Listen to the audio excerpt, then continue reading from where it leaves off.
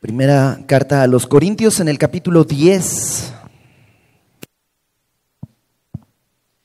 Y vamos a orar para comenzar.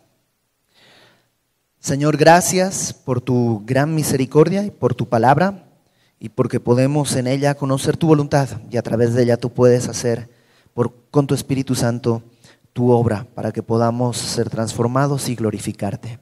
En el nombre de Jesucristo, Señor. Amén.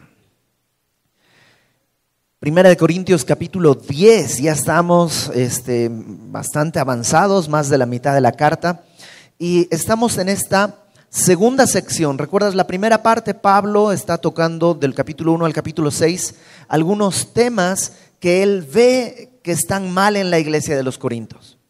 Del capítulo 7 en adelante, Pablo ahora empieza a contestar algunas preguntas que le hicieron. A lo mejor le enviaron una carta con las dudas, pero ahora Pablo está contestando esas preguntas. Y en el capítulo 7 habló acerca del matrimonio y acerca de los solteros y la vida matrimonial y todo eso. Y del capítulo 8 al capítulo 10, Pablo va a tocar lo que se llama la libertad cristiana. Hay muchas cosas de la vida cotidiana de las cuales la Biblia no hace mención. Hay cosas que no son en sí mismas malas ni buenas, y los cristianos, ¿no? Todos nos hemos preguntado, oye, ¿y un cristiano puede hacer esto? ¿Un cristiano puede hacer esto? No hay un mandamiento claro en la Biblia, y entonces en esas áreas grises pues hay libertad cristiana. Y Pablo lo primero que hace al explicarnos todo esto es mostrarnos que ser guiados por el conocimiento nada más nos lleva a envanecernos, ¿no? El conocimiento te lleva a eso. Yo conozco mis derechos y sé que nadie me puede decir que no haga eso. Ok, está bien, conoces tus derechos, pero ser guiado por tus conocimientos te va a llevar al envanecimiento. Y el envanecimiento tarde o temprano te llevará a la autosuficiencia y al orgullo. Pablo dice, en vez de eso, es un mejor camino el amor. Entonces nos habla cómo, en realidad, pues sí, tenemos libertad para, capítulo 8, comer de lo sacrificado a los ídolos. Pero eso puede ser de tropiezo para otros, así que si mi libertad hace tropezar a otro, dice Pablo, no comeré carne jamás, porque es mejor renunciar a mi libertad con tal de bendecir a un hermano. El amor, como lo va a decir en el capítulo 13, es un camino más excelente que el camino del conocimiento. En el capítulo 9, Pablo nos pone un ejemplo de su propia vida, cómo él tiene derechos como apóstol y tenía derecho a ser sostenido y mantenido por la iglesia, pero él dice, no he tomado ese derecho para no ser de tropiezo a algunos ahí en la iglesia, a los corintios, y nos muestra lo importante que es que mi derecho, mi libertad no haga tropezar a otros, que uno es libre incluso para renunciar a sus propios derechos. Esa libertad es buena, no solamente libertad de hacer lo que quiera, sino incluso libertad de dejar de hacer cosas que son mi derecho con tal de bendecir a otros. Es una gran libertad. Y al final del capítulo 9, nos hace estas dos analogías acerca del corredor y el luchador. No sé si te acuerdas, déjame leerlas. 9:24. Dice, ¿no sabéis que los que corren en el estadio, todos a la verdad corren, pero uno solo se lleva el premio? Corred de tal manera que lo obtengáis. Ahora pone el ejemplo del el corredor, dice, todos corren, pero uno solo se lleva el premio. Corre como para ganar, ¿no? Alguien puede decir, pues tengo la libertad de correr despacito. Nadie me obliga, exacto, tienes la libertad de correr despacito, pero si quieres el premio, ¿qué tienes que hacer? Pues consumir toda tu energía en esos 100 metros planos. Luego pone el ejemplo del luchador. Aquel que lucha, de todo se abstiene. No, el luchador pues tiene que abstenerse de grasas, tiene que hacer ejercicios, tiene que abstenerse de muchas cosas. Dice Pablo, ellos lo hacen por una corona corruptible, pero nosotros por un premio que es incorruptible. Los corredores y los atletas en aquella época ganaban, ¿qué cosa? Una corona de olivo. Y ya, Se marchitaba unas horas después.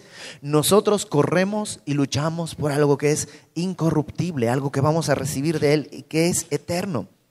Así que, dice Pablo, yo de esta manera corro, no como a la aventura, de esta manera peleo, no como quien golpea el aire, sino que golpeo mi cuerpo y lo pongo en servidumbre, no sea que, habiendo sido heraldo para otros, yo mismo venga a ser eliminado. Y Pablo nos pone ahora otro ángulo. No se trata solo de que no quiero poner tropiezo a otros, sino Pablo dice, no quiero ponerme tropiezo a mí mismo. Mi libertad me puede llevar a hacer de tropiezo a mí mismo. Déjame ponerte un ejemplo. El cristiano tiene la obligación de leer su Biblia todos los días. La respuesta, no. Nadie nos obliga, ni el Señor. La salvación es por gracia, por medio de la fe, y esto es un don de Dios, no por obras, para que nadie se gloríe. O sea, Iber, ¿podría dejar de leer mi Biblia toda la vida y igual soy salvo? Sí. No es por obras. Nadie tiene la obligación de leer la Biblia. Tengo la libertad de no leer mi Biblia nunca más y de no congregarme nunca más. Pero esa libertad será como correr con todas mis ganas para alcanzar el premio. Esa libertad será equivalente a un luchador que tiene ganas de echarse un taquito de carnitas y luego unas papas fritas con Coca-Cola. Y dice, no, eso no, porque me afecta en mi rendimiento. ¿Será esa libertad ejercerla de esa manera? No. Entonces Pablo dice, mi libertad puede llevarme a yo ser de tropiezo para mí mismo, de tal manera que venga a ser eliminado. No a perder mi salvación, la salvación no se pierde, pero sí, Pablo fue, dice, heraldo de otros. Él anunciaba el evangelio. Pero si su libertad lo lleva a vivir para sí mismo, es como si Dios le dijera, ¿sabes qué? Siéntate en la banca, ahorita no puedes correr, ahorita no puedes jugar. Tengo otro para esa tarea, uno que sí está corriendo para alcanzar el premio. No estamos hablando de salvación, sino del privilegio de ser un hombre usado por el Señor. Entonces dice Pablo, hay un peligro en mi libertad que si no la ejerzo con responsabilidad, yo venga a ser eliminado de la tarea que Dios me dio. Entonces, ahí empieza el capítulo 10, porque el capítulo 10 comienza con una palabra, ¿por qué? Y cuando tú encuentras un por qué, te tienes que preguntar, pues, ¿por qué está este por qué? ¿De dónde viene este por qué? Y Pablo está respondiendo eso. ¿Por qué les dice que corran para alcanzar el premio? ¿Por qué les dice que se abstengan de todo para llegar hasta el final? Porque no quiero, hermanos, que ignoréis que nuestros padres todos estuvieron bajo la nube y todos pasaron el mar. Y Pablo va a traer una imagen que tenía aproximadamente 2000 años de historia. Hacía aproximadamente 2000 años Israel había salido de Egipto. Y Pablo está trayendo esa imagen a la mente de los corintios. Los israelitas, el pueblo judío, había salido de Israel y dice, estuvieron bajo la nube. ¿De qué nube habla? Pablo va a citar muchos pasajes del Antiguo Testamento, yo nada más te los voy a decir por si los quieres leer en casa.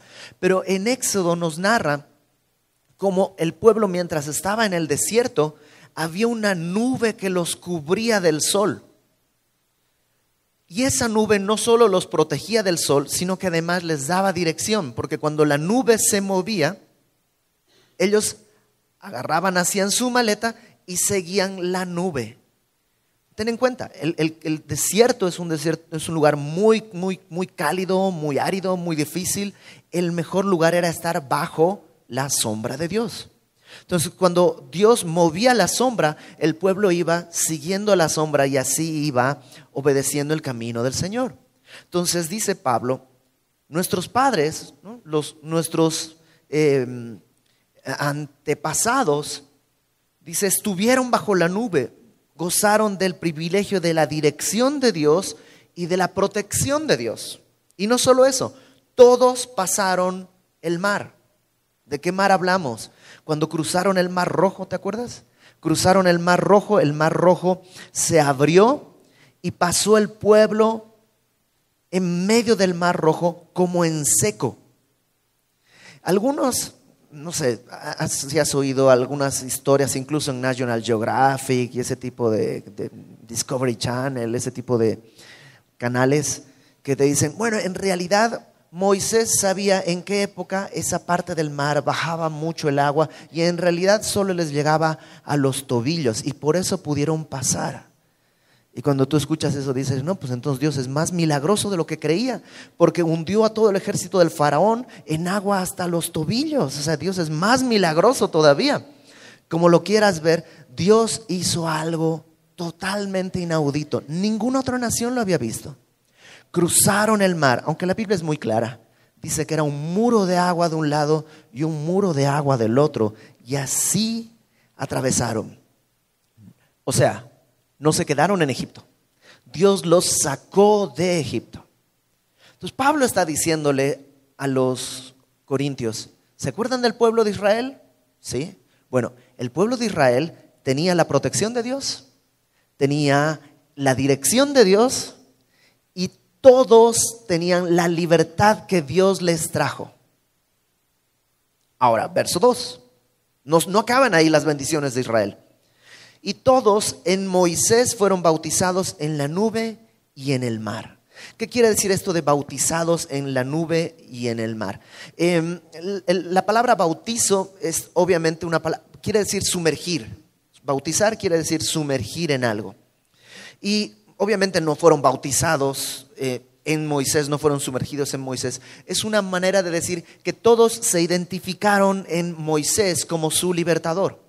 Todos creyeron que Moisés era su libertador y pues lo siguieron a través de la nube y a través del mar. Y es una manera de decirles, es como nosotros, los cristianos, también hemos sido bautizados en Cristo. Hemos sido bautizados en agua como testimonio, pero antes de ser bautizados en agua como testimonio, dice que el Espíritu nos bautizó en Cristo, nos ha hecho uno en Cristo. Él es nuestro libertador. Entonces, los judíos tenían su libertador, nosotros tenemos nuestro libertador. Compartimos una bendición similar. Verso 3. Todos comieron del mismo alimento espiritual y todos bebieron de la misma bebida espiritual porque bebían de la roca espiritual que los seguía y la roca era Cristo. El pueblo de Israel en el desierto comió maná, que caía todas las mañanas. Comieron codornices que Dios hacía llegar y que ellos tomaban y comían. Cuando tenían sed, en 2 oportunidades se golpeó una roca y de ahí salió el agua para que pudieran beber. En otra oportunidad encontraron un estanque con aguas como envenenadas y arrojaron una madera y la madera hizo que el agua fuera completamente potable. Entonces Dios les dio provisión, les dio dirección, les dio cuidado. Reconocieron el liderazgo con el cual habían salido de Egipto, igual que los corintios. Los corintios habían tenido todo eso. Los corintios tenían un hombre en quien habían sido bautizados en Cristo. Habían sido sacados de Egipto, ¿no? de una vida anterior de pecado. Tenían un alimento espiritual y agua para beber, la palabra y el Espíritu Santo.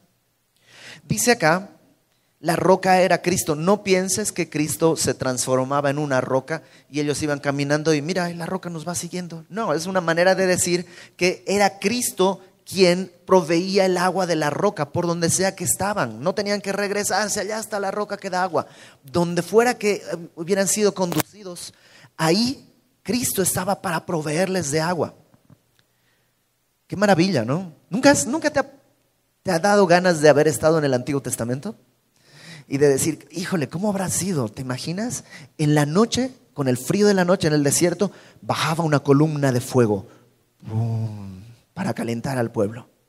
Y en el día había una nube. Ahora, no pienses que era una cumulonimbus, una de esas nubes así. No, era la gloria de Dios la que estaba encima del campamento. Imagínate. Vieron todo eso y dice el verso 5, pero de los más de ellos no se agradó Dios, por lo cual quedaron postrados en el desierto. Tuvieron todo y no sirvió de nada. Pablo es un poco sarcástico aquí porque dice, de los más no se agradó el Señor, ¿no? Y esto de los más es como la mayoría. Y es sarcástico porque, pues sí, ¿cuánto es la mayoría? Realmente, ¿sabes cuántos de todos esos que algunos calculan entre 2 y 6 millones de los que salieron de Egipto? ¿Tú sabes cuántos pasaron a la tierra prometida? 2. Josué y Caleb y los que eran niñitos. Esos fueron los únicos que pasaron a la tierra prometida. Entonces sí, cuando dice la mayoría, es como algo muy sarcástico. Pues sí, el 99.999% no pasó.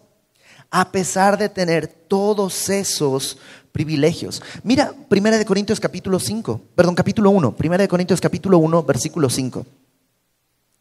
1 Corintios 1, 5. Dice Pablo a los corintios, desde el 4 lo voy a leer. Gracias doy a mi Dios siempre por vosotros, por la gracia de Dios que os fue dada en Cristo Jesús, porque en todas las cosas fuisteis enriquecidos en Él, en toda palabra, en toda ciencia, así como el testimonio acerca de Cristo ha sido confirmado en vosotros, de tal manera que nada os falta en ningún don. ¿Sabes qué tenían los corintios? Todo. Tenían dones, milagros, tenían absolutamente todo. Y lo que Pablo les está diciendo es aguas, conocimiento, abundancia de dones no es suficiente. Ten cuidado porque tú podrías empezar a sentirte autosustentable, autosuficiente, y eso puede llevarte a tropezar. El pueblo de Israel tuvo absolutamente todo, pero la mayoría, excepto 2, ¿no? La mayoría quedaron muertos en el desierto. Ahora, fíjate lo que les explica, verso 6, y es muy interesante. Mas estas cosas sucedieron como ejemplos para nosotros. O sea, estas historias del Antiguo Testamento no son solo historias, sino además Dios las grabó, las dejó registradas para que nosotros aprendiéramos algo. Y aquí nos va a decir, creo que son 5 cosas importantes. La primera, para que no codiciemos cosas malas como ellos codiciaron. Lo primero que Pablo dice, cuando te envaneces por tu conocimiento y por tu autosuficiencia, puedes empezar a codiciar cosas malas. ¿Qué cosas malas? Acompáñame por favor a Números, capítulo 11. Números, capítulo 11, versículo 4.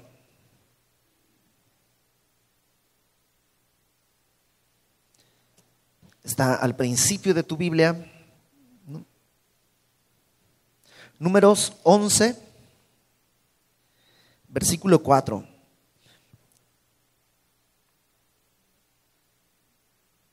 Y acaban de salir de Egipto, están en el desierto. Y fíjate lo que sucede. Verso 4 del capítulo 11 de Números. La gente extranjera que se mezcló con ellos, con el pueblo de Israel, tuvo un vivo deseo, y los hijos de Israel también volvieron a llorar y dijeron, ¿quién nos diera a comer carne?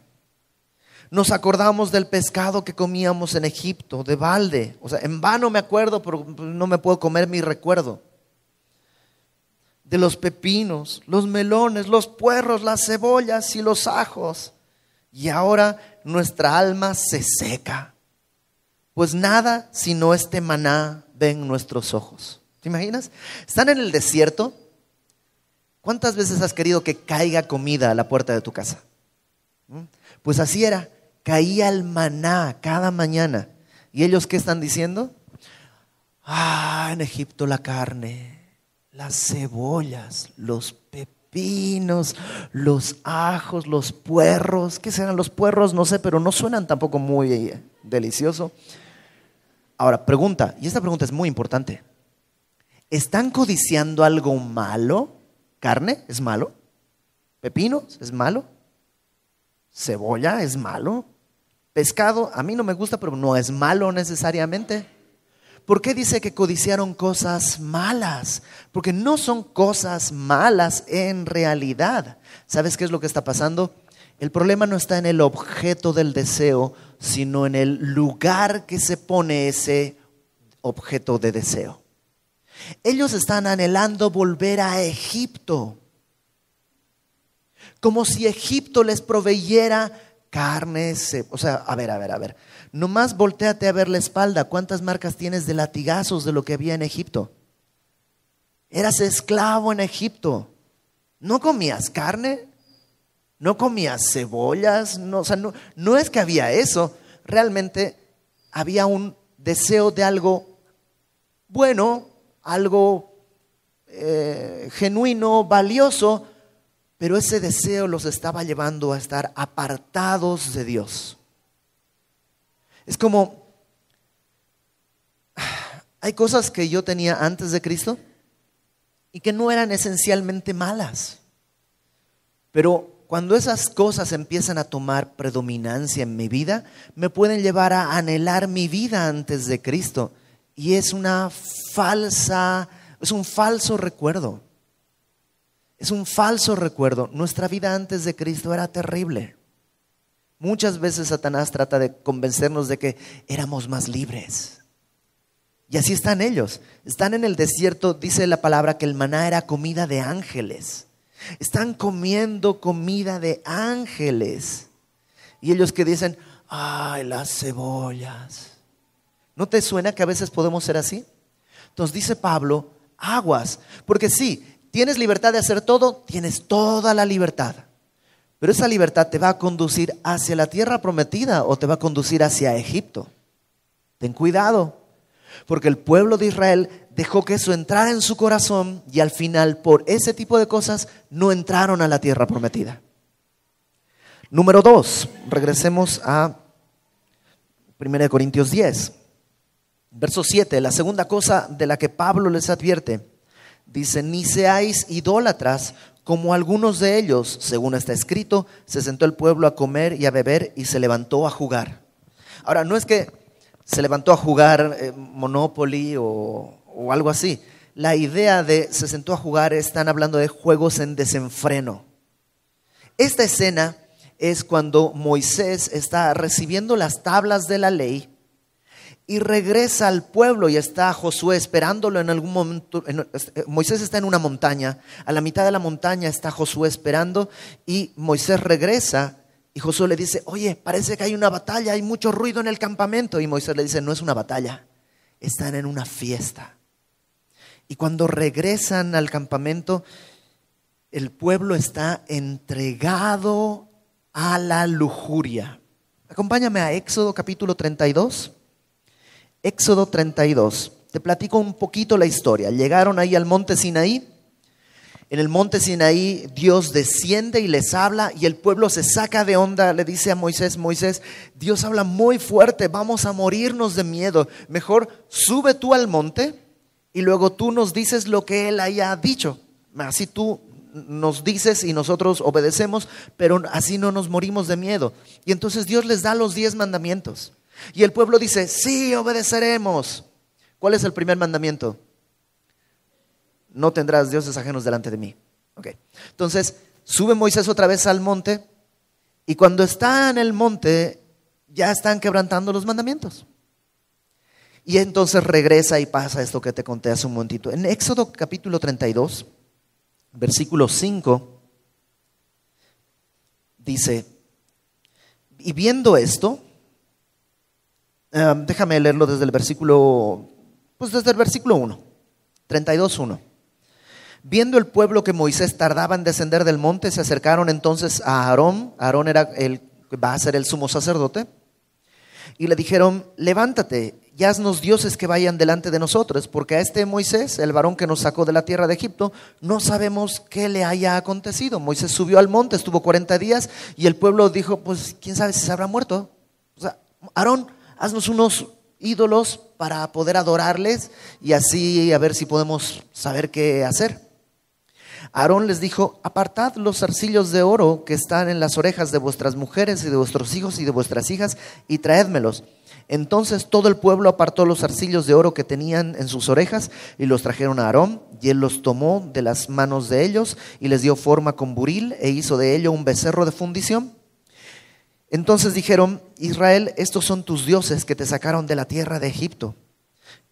O sea, imagínate, vieron a Dios hacer las 10 plagas, luego abrirse el mar rojo, luego pasaron en seco, luego el mar se cerró sobre el ejército de Israel, luego llegaron a un estanque donde había aguas venenosas, tiraron una madera, las aguas se hicieron potables, luego siguieron caminando, cayó maná, la nube de día, la columna de fuego de noche, y llegan ahí 40 días, ay, ¿qué hacemos? Pues haznos un ídolo porque no sabemos qué habrá sido de Moisés.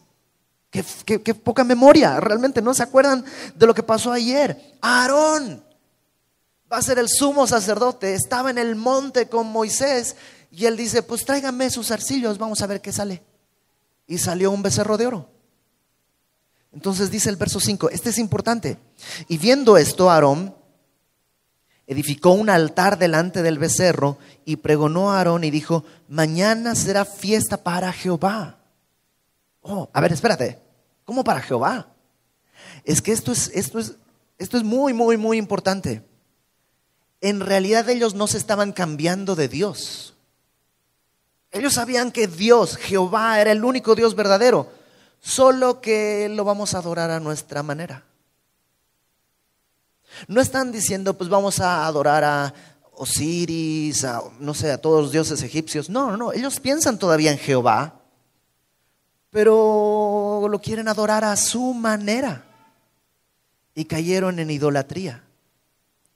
Al día siguiente madrugaron, ofrecieron holocaustos y presentaron ofrendas de paz, y se sentó el pueblo a comer y a beber y se levantó a regocijarse, ¿no? Y estuvieron bailando y emborrachándose.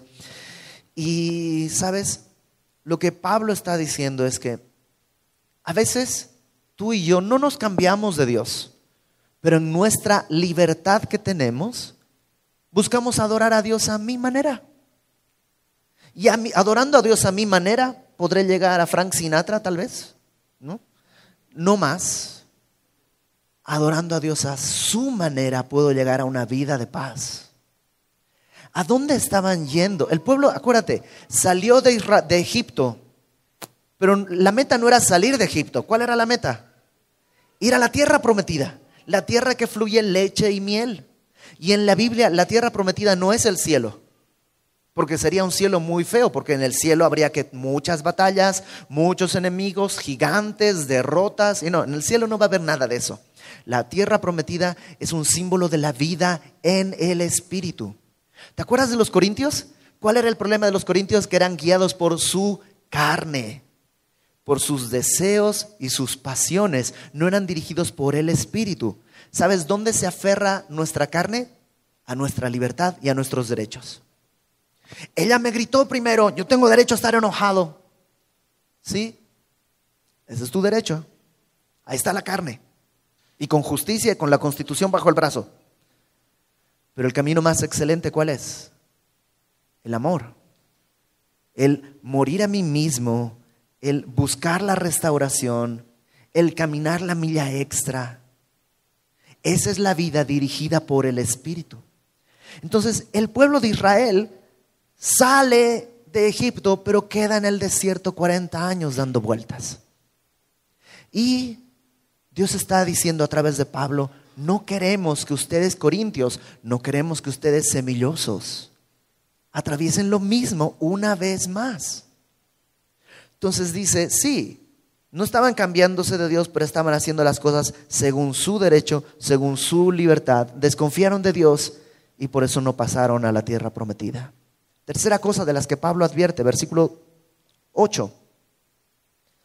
Ni forniquemos, 1 Corintios 10:8. Ni forniquemos como algunos de ellos fornicaron y cayeron en un día 23,000. ¿Qué pasó ahí?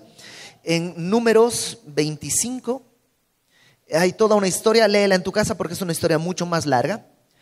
El rey Balac, un rey pagano, contrata al profeta Balaam para que maldiga al pueblo de Israel. Balac era moabita y tenía miedo de Israel. Entonces dice a Balaam, que era un profeta reconocido: oye, Balaam, ven, maldícelos, porque cuando tú los maldigas van a quedar ya malditos y van a morir, y entonces pues te voy a pagar una lana. Y Balaam tiene una historia muy interesante, que léala en tu casa, y está en el libro de Números. Pero Balaam, cuando intenta maldecir al pueblo, no puede. Y cada que habla su boca, cada que abre la boca, salen bendiciones. Y varias veces desde distintos lugares trata de maldecir al pueblo y Balaam no puede. Y Balac pues le dice: oye, te estoy pagando para que los maldigas y 3 veces ya los has bendecido. Entonces Balaam termina diciéndole: no puedo, Dios no me deja maldecirlos, pero quiero la lana, o sea, me has ofrecido una buena lana. Ya sé qué podemos hacer. Mira, Balac, haz una especie de Miss Moabita, tráete a las mujeres más bonitas de todo tu pueblo y hazlas pasar delante del pueblo de Israel. Y vas a ver cómo ellos van a poner sus ojos en las chicas los van a seducir y los van a llevar a adorar a tus dioses, que eran dioses que se adoraban a través de la sexualidad. Y el pueblo de Israel cae en la trampa y empiezan a ir con las moabitas y a fornicar y a abandonar a Dios. Tanto así que Dios empieza a juzgar al pueblo y viene una gran mortandad sobre el pueblo. Y cuando están los ancianos ahí deliberando qué podemos hacer, cómo podemos librarnos de todo esto, hay uno de los israelitas que así están en medio de la deliberación y va y trae a una moabita y la lleva delante de todos, se la lleva a su tienda y ahí está teniendo relaciones con la moabita, adorando al dios de la moabita. Y entonces el hijo o el nieto del sumo sacerdote, no recuerdo, agarra una lanza finés, una lanza y va y los atraviesa con una misma lanza, y entonces ahí para la mortandad. Entonces Pablo dice, no, o sea, ¿tenían libertad de buscar una novia, esposa, amante moabita? Pues sí, la libertad la tenían, pero ¿y qué produjo eso? ¿Qué produjo eso? Entonces Pablo les dice a los corintios: tu libertad te puede llevar a la codicia, tu libertad te puede llevar a la idolatría, tu libertad te puede llevar a la inmoralidad. ¿Te das cuenta que sería más fácil decir: no hagas esto, no hagas esto, no hagas esto, no hagas esto? Pero eso es una religión y Dios no quiere crear gente religiosa. Dios nos ha dado una libertad para poder ejercerla en la gloria de Dios. Entonces Pablo dice: ten cuidado con tu libertad. Verso 9, cuarta cosa que Pablo les advierte. Dice: ni tentemos al Señor. La palabra tentar ahí es como poner una trampa, tratar de atrapar, poner a prueba, ¿no? Ni tentemos al Señor, como también algunos de ellos le tentaron y perecieron por las serpientes. ¿Qué pasó acá? Pues muchos años después, 40 años, ya están dando vueltas en el desierto. La primera generación de los judíos ya ha muerto. Esta es la segunda generación de los judíos que están en el desierto. Ya llevan 40 años comiendo de maná y otra vez se cansan de maná en la mañana. ¿Qué hay de comer? Pues hay enchiladas de maná. Y en la noche, ¿qué va a haber? Pues va a haber chilaquiles de maná. Y en la mañana, no, pues va a haber maná hecho reseco como cereal. Y maná todo el día, todos los días, 40 años, y empiezan a sacarse de onda y dicen: Dios, por medio de Moisés, nos engañó. Nos trajo aquí en el desierto, estamos cansados de este maná, ya estamos podridos de maná. Acompáñame en Números capítulo 21. Números capítulo 21, versículo 4. Números 21, 4. Después partieron del monte de Jor camino del Mar Rojo para rodear la tierra de Edom, y se desanimó el pueblo por el camino, y habló el pueblo contra Dios y contra Moisés. Fíjate lo que les dicen. Ahora, la mayoría nació ahí en el desierto. La mayoría nació ahí en el desierto. Pero fíjate las acusaciones. ¿Por qué nos hiciste subir de Egipto para que muramos en este desierto? Oye, bro, en Egipto ni hubieras nacido. Ni hubieras nacido en Egipto. Todavía estás reclamando, tú nos sacaste de Egipto, ahí estábamos bien. No, ni te acuerdas porque ni existías. Pues no hay pan ni agua. A ver, 40 años sin pan ni agua, ¿cómo sobrevivieron? No es cierto, había agua y había pan del cielo. Y nuestra alma tiene fastidio de este pan tan liviano. ¿Escuchas el desprecio a la obra de Dios? Y Jehová envió entre el pueblo serpientes ardientes que mordían al pueblo, y murió mucho pueblo de Israel. Entonces Dios envía unas serpientes, y estas serpientes, pues cuando te picaban, déjame leer un poco más porque hay algo muy interesante. Murió mucho pueblo de Israel. Verso 7. Entonces el pueblo vino a Moisés y dijo: hemos pecado por haber hablado contra Jehová y contra ti. Ruega a Jehová que quite de nosotros estas serpientes. O sea, están arrepintiéndose. Ay, sí, perdóname, sí la regué, pero ahora dile a Dios que las quite. O sea, están diciéndole a Dios qué hacer. De todos modos, no hay un arrepentimiento genuino. Y Dios no las quita. Lo que hace es decirle a Moisés: hazte una serpiente de bronce, ponla en el medio del campamento, y todo aquel que sea mordido tiene que ir a la mitad del campamento y mirar la serpiente. ¿Y ya? Sí, nada más. ¿Pero eso qué implica? 1, las serpientes van a estar ahí. 2, si te pican tienes que reconocer que te picaron y que te estás muriendo. Y a lo mejor tienes que ir ahí arrastrándote con toda tu naturaleza. ¿Y qué tienes que tener? Fe.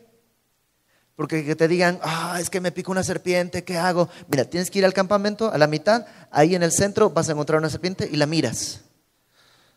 Ay, qué payasada. Mejor dame un antídoto, algo. No hay antídoto. Tienes que caminar hasta el centro del campamento y mirar la serpiente. ¿Qué es lo que te va a mover? Fe. Creer que lo que Dios dice va a hacer.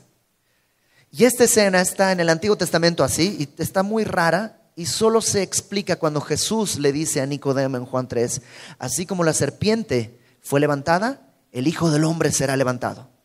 ¿Y qué necesitas? Necesitas entender que estás enfermo de este pecado, que es tu naturaleza, y que estás enfermo de muerte. Pero dame un antídoto. No hay. Dime qué hacer. No se puede. ¿Qué tengo que hacer? Mira la cruz. Cree que eres un pecador y que esa es la provisión de Dios para tu salvación. Solo tienes que creer, pero tienes que ir. Pero tienes que ir con fe. Entonces Pablo les dice: no tienten a Dios diciéndole: Señor, ¿qué estás haciendo? Porque esa ingratitud con la obra de Dios. Nomás nos das pan liviano. Nomás nos das agua milagrosa.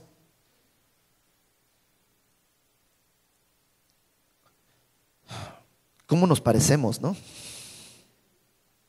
Ay, Señor, no tengo ni para la gasolina. O sea que tienes coche. Ay, Señor, Señor, ya estoy cansado de tener que pagar la pensión para el otro coche. Entonces tienes 2. O sea, no importa lo que tú puedas vivir. Hay una historia muy bonita. Facundo Cabral, no sé si lo conocen, cuenta que un día estaba quejándose delante de su mamá. Y su mamá le dice: oye, si mal no recuerdo, cuando vos naciste estabas desnudo. Así que hasta ese pantalón y esa camisa son ganancia. Es la gracia de Dios. Es solo la gracia de Dios.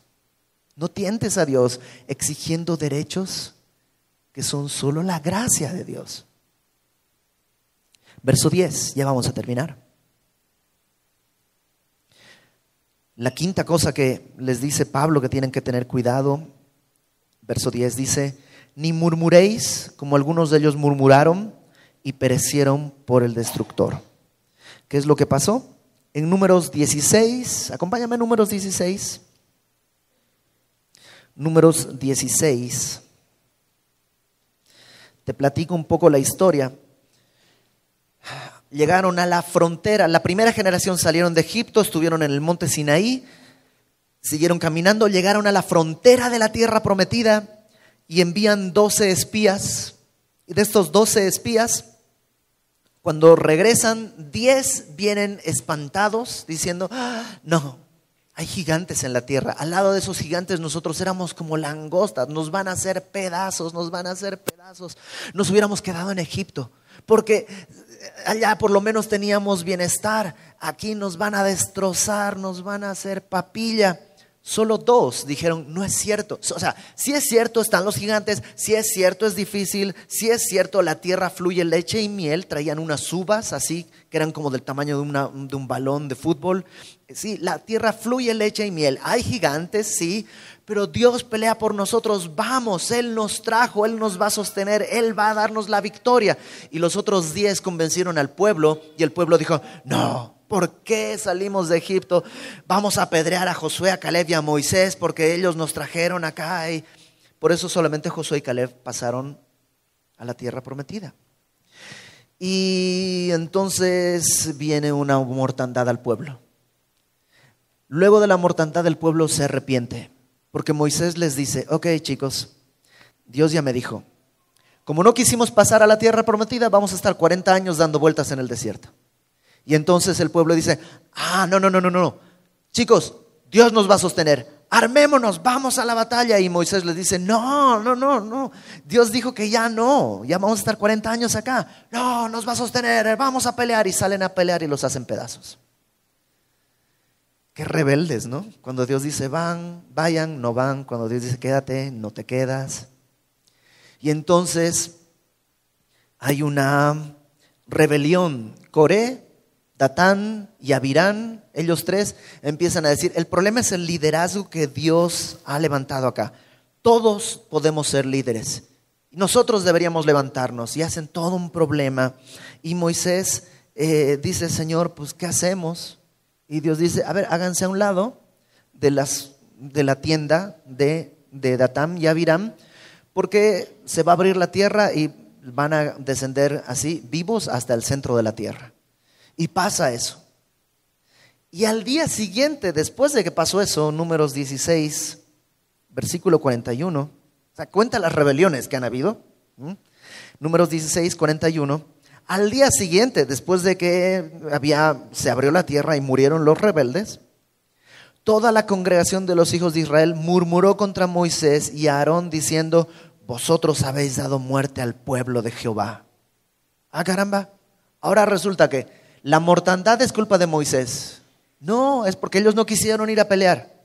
Y luego la otra mortandad porque quisieron irse a pelear cuando Dios dijo que no vayan. Y la otra porque renegaron del liderazgo que Dios había levantado. Y empezaron a murmurar. Y aconteció que cuando se juntó la congregación contra Moisés y Aarón, miraron hacia el tabernáculo de reunión. Y he aquí la nube lo había cubierto y apareció la gloria de Jehová.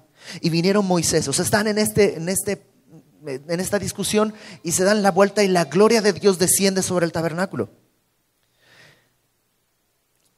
Y vinieron Moisés y Aarón delante del tabernáculo de reunión, fueron corriendo y Jehová habló a Moisés diciendo, apartaos en medio de esta congregación, los consumiré en un momento.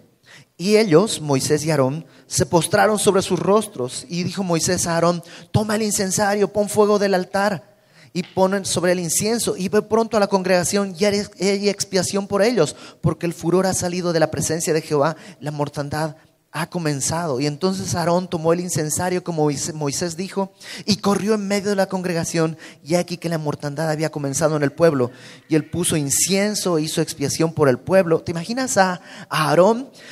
Se empiezan a morir todos y agarra del altar un poco de incienso en el incensario y ahí va corriendo por todo el pueblo con el incienso para ver si Dios aplaca su ira y está ahí corriendo en vez de decir, sí, que se mueran, estos son los que nos querían apedrear ayer.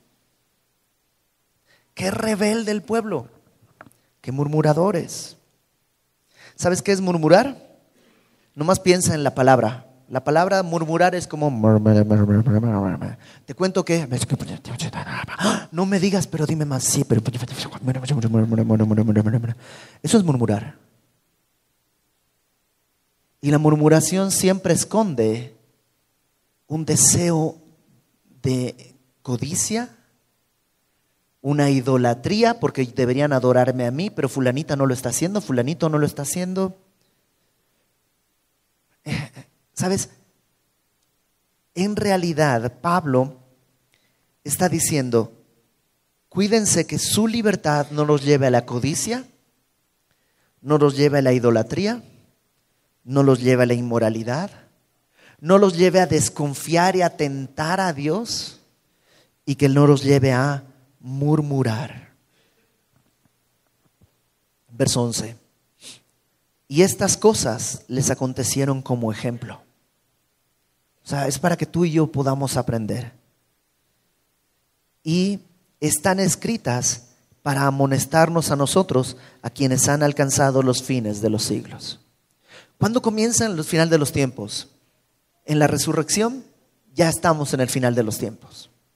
Y a nosotros se nos ha dado este gran privilegio de tener el Antiguo Testamento y el Nuevo Testamento para ser amonestados. Hay quien dice que solo se aprende por la experiencia. Sí, pero no tiene que ser tu experiencia.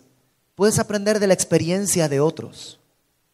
Y Pablo les dice, aprendan lo que pasó con el pueblo, porque su libertad los llevó a estas cosas. Así que, verso 12, el que piensa estar firme, no, es que yo conozco mis derechos, yo sé lo que tengo que hacer, sé hasta dónde, aguas.